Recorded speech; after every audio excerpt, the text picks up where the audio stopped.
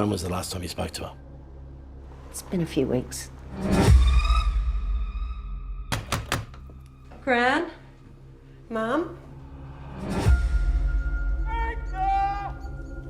Mom! She called me a few weeks ago. I think she was scared. She thought someone was coming into the house.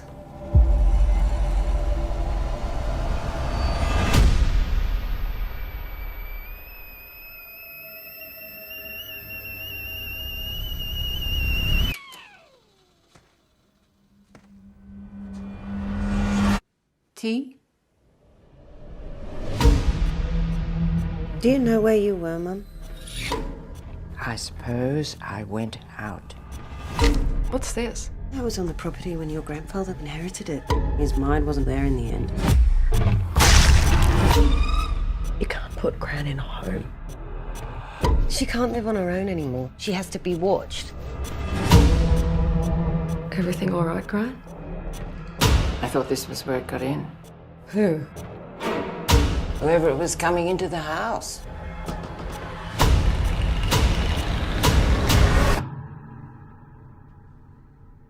Mum, what is it? It's here. Under the bed. There's nothing under the bed, Mum. Will you check for me?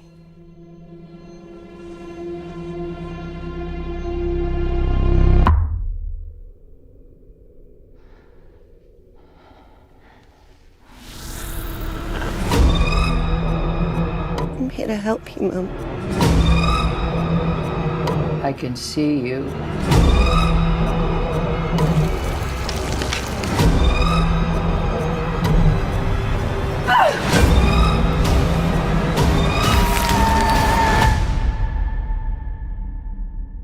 This house seems unfamiliar.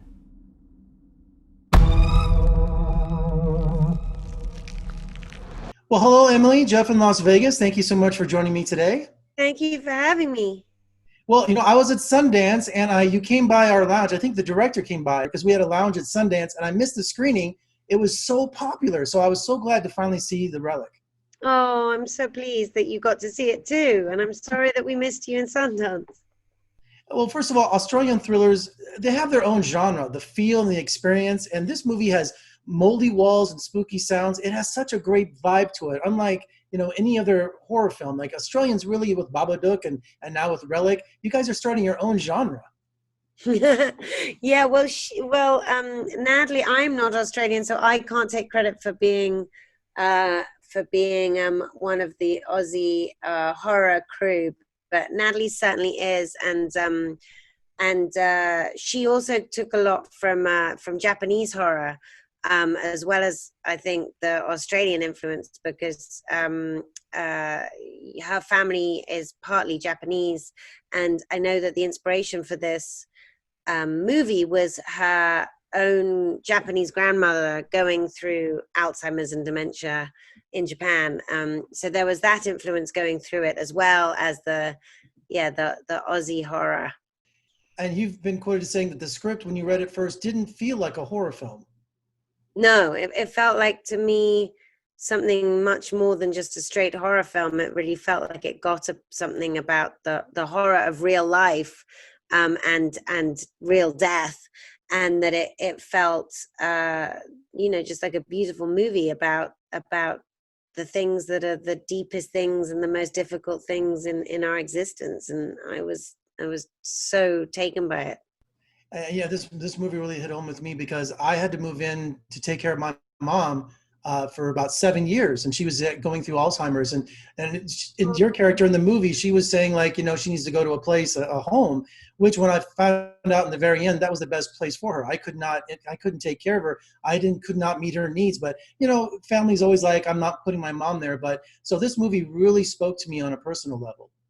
Oh, I'm so sorry to hear about your mum, but also I'm so pleased that the movie spoke to you in that way. And I think it will and has done for a lot of people too. And I myself have had I wasn't personally caring for my dad. My mum was, but my very much adored father died about 10 years ago, and I was very close to him and very much there while it was happening. And it's the most intense, strange, scary journey that you can ever take, and that to watch someone you love take that journey is equally intense and scary and terrifying. And I think that this movie is kind of is doing something beautiful in that it's really being brave enough to look at that in the eye. And I think it will hopefully be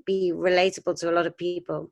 Well, because people keep saying, well, where's the monster? Where's the evil spirits? And I said, no, Alzheimer's is the monster. That's what it is.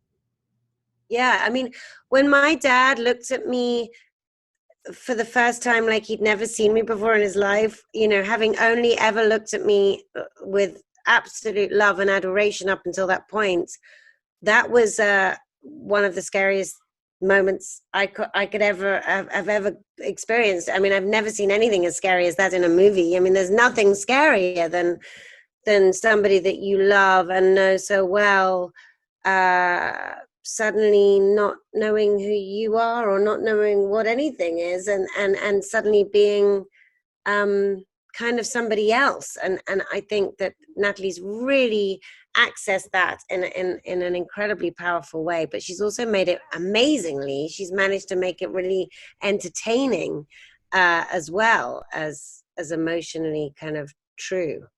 And without giving any spoilers away, when you were lying with your mom at the end of the film, I was really tearing up. I wasn't expecting something like that, and it ended on such a tender moment. Yes, me too. When I was filming it, I found that really moving. It really kind of, it's such, I mean, we don't want to spoil it for the audience, but it's such a crazy, audacious moment in the movie. What happens at the very end, you can't believe what you're seeing, and it's unlike anything you could have ever possibly imagined or thought of, or it's just the weirdest thing, and yet it feels so true and so right and so beautiful. And I found it's this ritual moment, really moving to act, and also it made me sad when I was watching it too. When they pulled you through that wall over the fireplace, tell me about that scene, because that looked kind of crazy. That was really scary. I mean, I am not a physically very I'm a bit inept, honestly, and I definitely am not fit. I mean, I don't do any kind of, I really don't I'm not the right person to pull through a wall. And, you really had to be pulled through the wall and land on the floor. And it was so hectic, but I did love it because it was a scene where it was 3 actresses. One of whom was in their 70s, me, and then Bella, who's young and able, who was playing my daughter, and then 3 stunt women and Natalie. So there were 7 women in this room creating this mad, one of whom was 74, creating this mad, intense fight scene, basically. And it was really, really cool. But yeah, that was quite scary.